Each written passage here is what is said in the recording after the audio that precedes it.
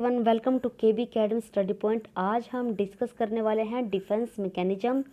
HTET में repeated question जो है इनसे पूछे जाते हैं। 12 से 13 कुछ इम्पोर्टेंट डिफेंस मैकेनिज्म है, आज हम इनको समझेंगे। और प्रीवियस ईयर 2019 में एचटेट जो हुआ था टीजीटी लेवल का, उसमें सीडीपी में इससे एक दो क्वेश्चन जो है पूछे जा चुके हैं, जिन्हें भी हम जो है डिस्कस करने वाले हैं।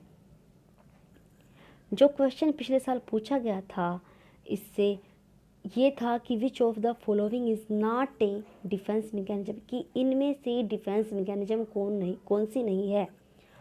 आप सभी जानते हैं आइडेंटिफिकेशन भी है और कंपेंसेशन भी है, रैशनलाइजेशन भी है, बट एसोसिएशन जो है डिफेंस मैकेनिज्म नहीं है, ये डिफेंस मैकेनिज्म में नहीं आती। तो एसोसिएशन जो है ये डिफेंस मैकेनिज्म नहीं है। हिंदी मीडियम वालों के लिए निम्न में से कौन सी रक्षात्मक युक्ति नहीं है, यानी कि डिफेंस मैकेनिज्म नहीं है। तादमय, क्षतिपूर्ति, औचित्य स्थापन और सहचर्य, ये इनके हिंदी मीडियम वालों के लिए है, बट बहुत ही इजी है इसे इंग्लिश में समझना एज अ कंपैरिजन हिंदी, क्योंकि इनके वर्ड इतने डिफ़िकल्ट हैं हिंदी में जो कम्प्लीटली समझ में नहीं आते। आज हम इन सभी डिफेंस मैकेनिज्म को बिल्कुल डीपली विद एग्जाम्पल समझने वाले हैं। आप लास्ट तक जो है वीडियो से बने रहें। एक क्वेश्चन हमारा यहाँ से ये बन सकता है कि डिफेंस मैकेनिज्म क्या होता है, इस तरह से एग्जामिनर जो है क्वेश्चन पूछ सकता है। और आपको पता होना चाहिए कि डिफेंस मैकेनिज्म क्या होता है। जैसे कि आपको नाम से ही पता चल रहा है कि डिफेंस यानी कि खुद को डिफेंस करने के लिए, खुद को बचाने के लिए एक मैकेनिज्म तैयार कर लेता है। हमारी साइकोलॉजी में इसे कहते हैं डिफेंस मैकेनिज्म। जब हमें गुस्सा आता है, जब हम तनाव, स्ट्रेस, एंजाइटी होती है, इनसे अपने आप को बचाने के लिए डिफेंस मैकेनिज्म जो है होता है। जैसे कि आप सभी जानते हैं सिगमंड फ्रॉइड के द्वारा दी गई है इद, ईगो और सुपर ईगो। इद, ईगो और सुपर ईगो, हम जो है कोई भी फैसले लेते हैं हम अपने इन तीनों के बिहाफ पर ही लेते हैं। ईद होती है इंस्टेंट, यानी कि जो चाहिए अभी चाहिए। जैसे आपको चॉकलेट खानी है तो अभी चाहिए, चाहे आपको उसके लिए कुछ भी कीमत जो है पे करनी पड़ी। पर ईगो और सुपर ईगो होती है बीच का रास्ता निकालने वाली, जिसमें हम अक्सर अपना कोई भी डिसीजन लेते हैं वो हम ईगो में ही लेते हैं। कोई भी हम अपना लाइफ का फैसला लेते हैं वो हम अपनी ईगो के कोडिंग लेते हैं, ईगो के साथ लेते हैं। और सुपर ईगो होती है मोरालिटी बेस, ये हमें सही और गलत के बारे में बताती है सुपर ईगो। बट जो ईद है ये होती है सबसे खतरनाक, क्योंकि ये मरवाने वाली होती है। इसमें जो है जिसे जो चाहिए वो अभी चाहिए, वो सही और गलत का फैसला नहीं कर पाता। और ईगो होती है एक पुलिसमैन, एक रेफरी का काम करती है, जो हमें सही गाइडलाइन और एक बीच का रास्ता जो है प्रोवाइड करती है सोचने विचारने के लिए। यानी कि जब हम सोचते विचारते हैं खुद को तनाव से मुक्त करने के लिए, किसी तकलीफ से दूर करने के लिए, वो होती है डिफेंस मैकेनिज्म। और किसके साथ ही फैसले लेते हैं? ईगो के साथ। एक क्वेश्चन हमारे यहाँ से ये बन सकता है एचटेट में आने वाले एग्जाम में, कि यहाँ से एग्जामिनर जो है एग्जाम्पल में दे सकता है क्वेश्चन और पूछ सकता है कि किस प्रकार की जो है डिफेंस मैकेनिज्म है, ये प्रिमिटिव है, मैच्योर है, लेस प्रिमिटिव है या मोर मैच्योर है।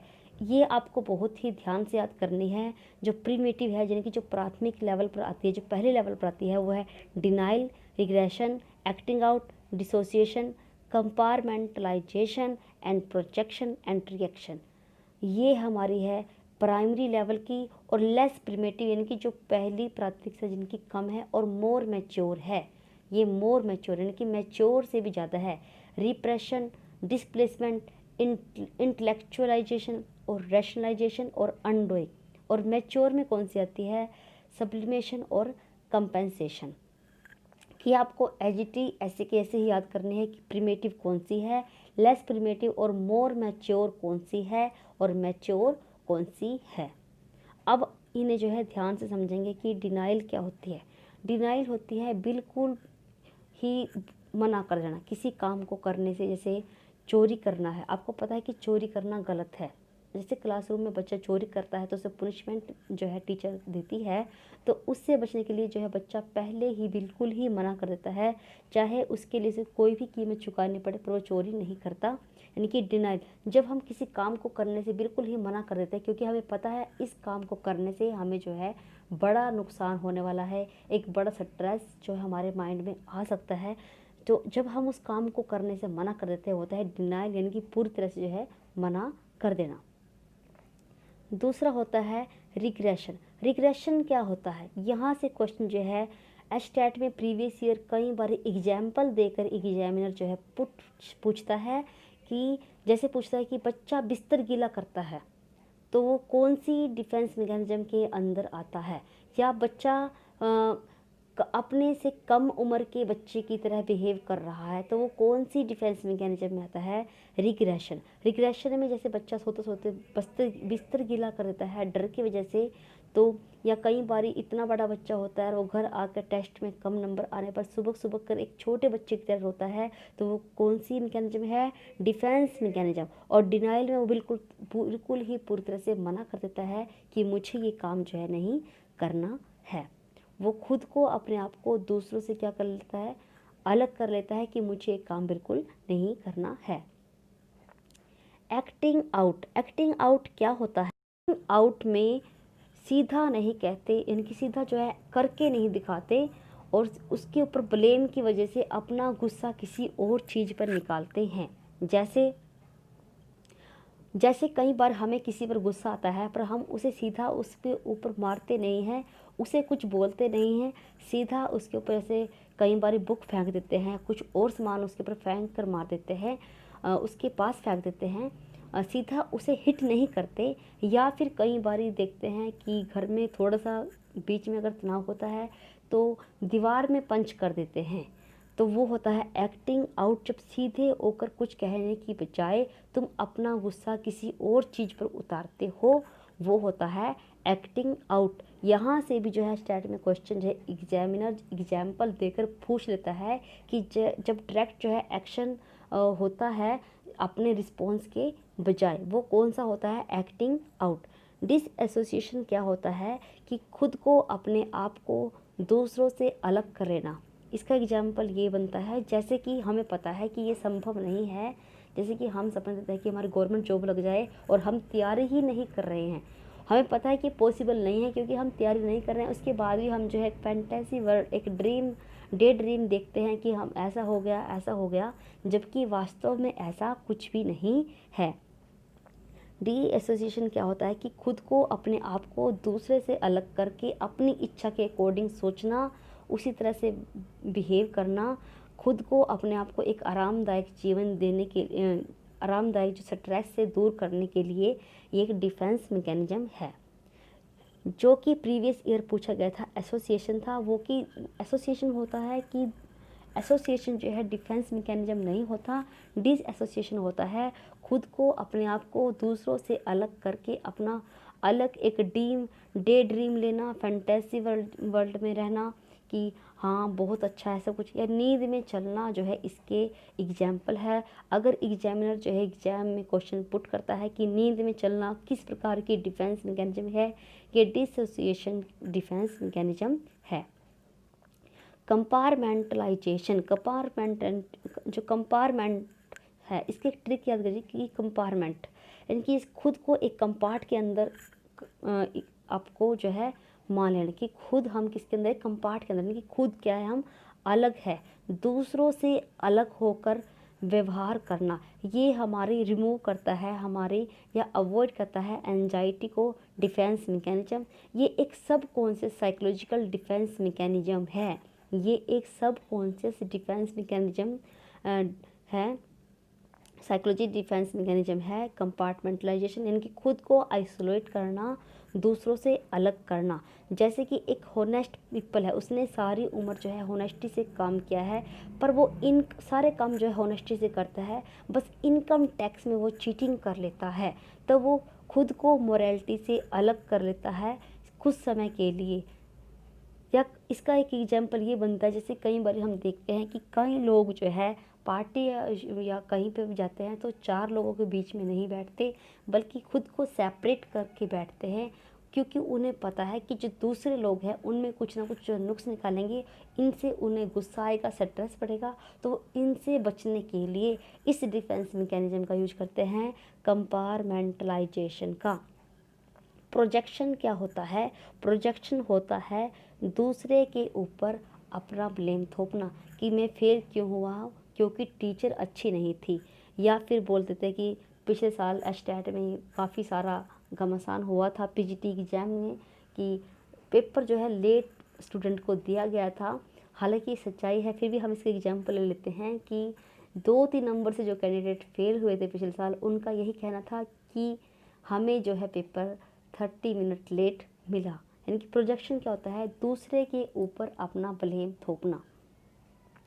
रिएक्शन फॉर्मेशन क्या होता है? रिएक्शन यानी कि एकदम किसी काम को लेकर रिएक्शन, जैसे कि हम देखते हैं कि जब टीचर क्लास में नहीं होती तो बच्चे अपना नॉर्मली जो है खेलते हैं, बातें करते हैं, पर एकदम जब टीचर की एंट्री होती है क्लास में, बच्चे एकदम से इन्वॉल्व होकर शो करते हैं कि हम तो लगातार जो है लगे हुए हैं, कि एकदम से रिएक्शन करके किसी काम को करके दिखाना, वो होता है रिएक्शन फॉर्मेशन डिफेंस मैकेनिज्म। यानी खुद को टीचर की डांट से बचाने के लिए ऐसा करते हैं।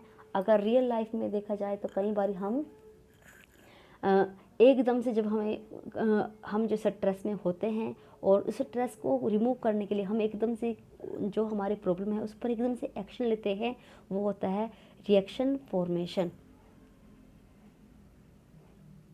रिप्रेशन क्या होता है?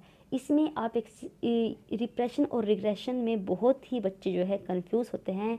रिग्रेशन होता है अपने से छोटी उम्र के बच्चे का व्यवहार करना, ये, और रिप्रेशन होता है कि अपनी इच्छाओं को दबाना।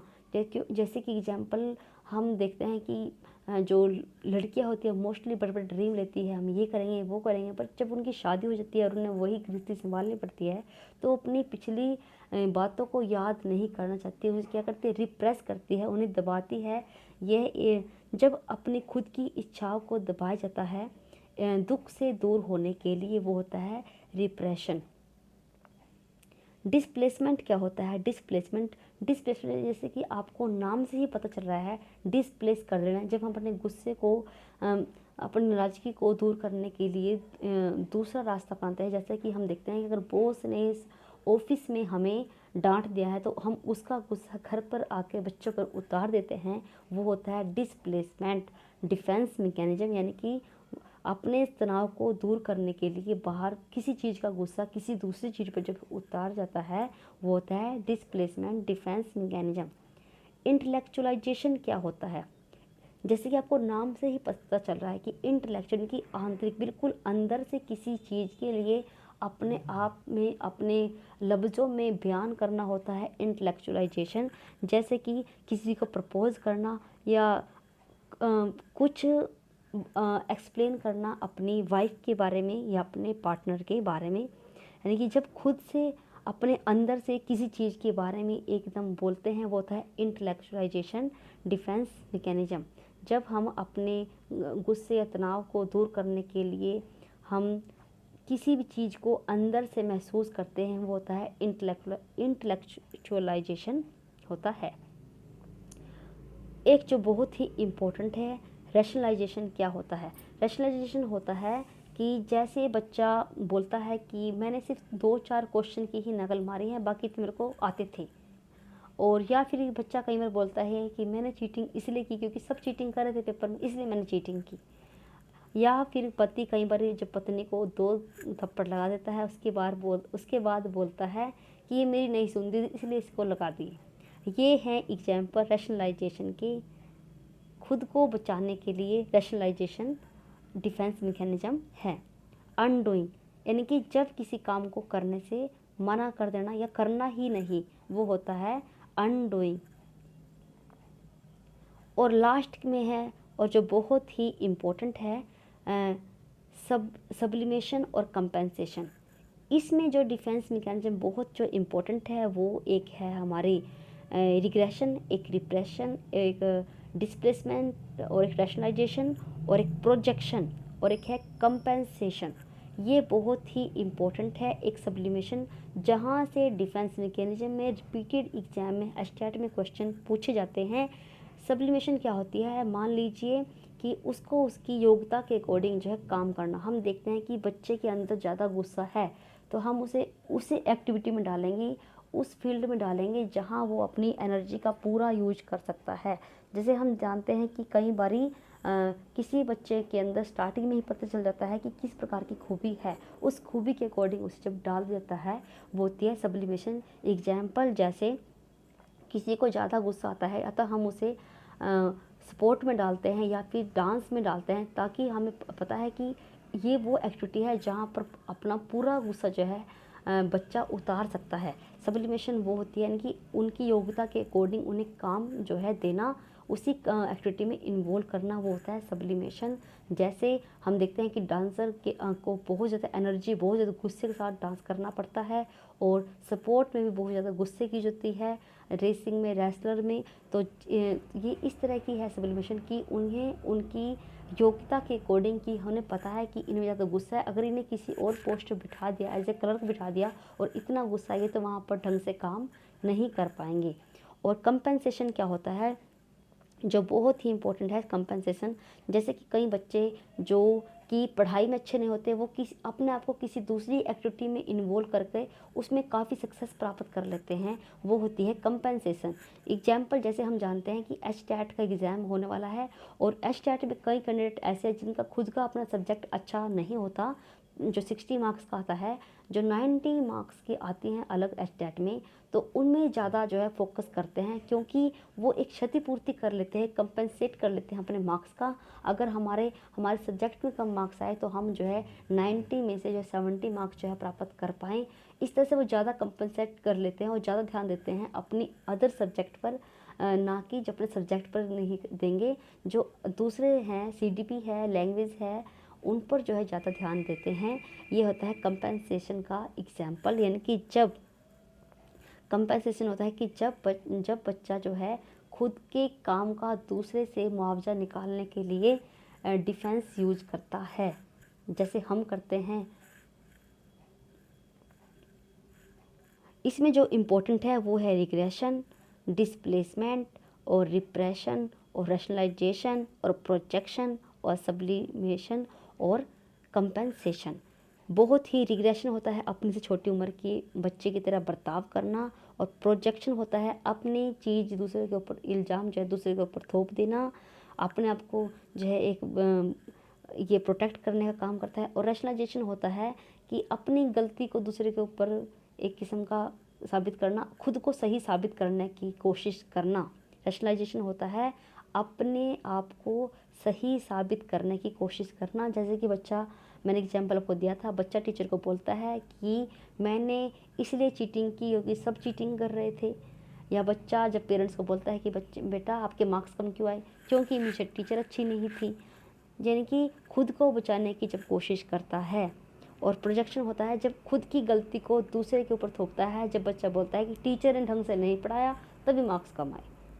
और डिस्प्लेसमेंट होता है जब बाहर किसी चीज़ के गुस्सा दूसरी चीज़ पर उतारना, वो होता है डिस्प्लेसमेंट। और रिप्रेशन क्या होता है, दमन करना, दबाना अपनी इच्छाओं को, ताकि हम तनाव से, एंजाइटी से बच सके, वो होता है रिप्रेशन। और सब्लिमेशन क्या होता है कि जब उसकी योग्यता के अकॉर्डिंग बच्चे को उस एक्टिविटी में इन्वॉल्व करना जो उसके लिए परफेक्ट रहेगी, सही रहेगी, जिसमें वो सक्सेस जो है रिसीव कर सकता है। और कंपेंसेशन क्या होता है, क्षतिपूर्ति करना, यानी कि जिसमें बच्चे की कम मैच्योरिटी है, जिसमें बच्चा जो है इतना ज़्यादा एबल नहीं है कि इसमें अच्छा स्कोर गेन आउट करे, तो उसकी जगह जिसे अलग किसी एक्टिविटी में इन्वॉल्व करके उसे डेवलपमेंट की तरफ जो है जब बढ़ाया जाता है, वो होता है कंपेंसेशन।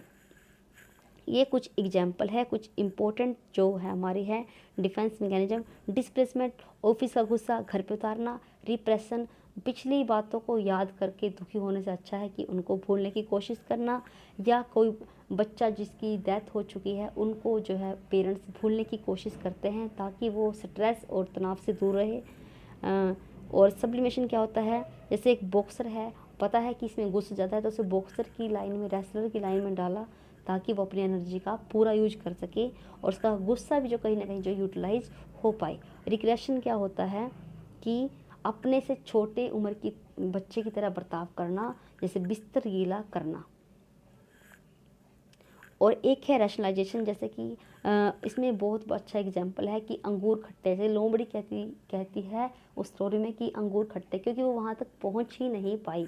रैशनलाइजेशन होते है कि खुद को बचाने की कोशिश करना, और प्रोजेक्शन होता है कि अपनी गलती को दूसरे के ऊपर थोपना। आई होप गाइस आपको हमारी वीडियो पसंद आएगी। अगर आपको हमारी वीडियो पसंद आए तो लाइक करें, शेयर करें और सब्सक्राइब करना ना भूलें। Thank you guys.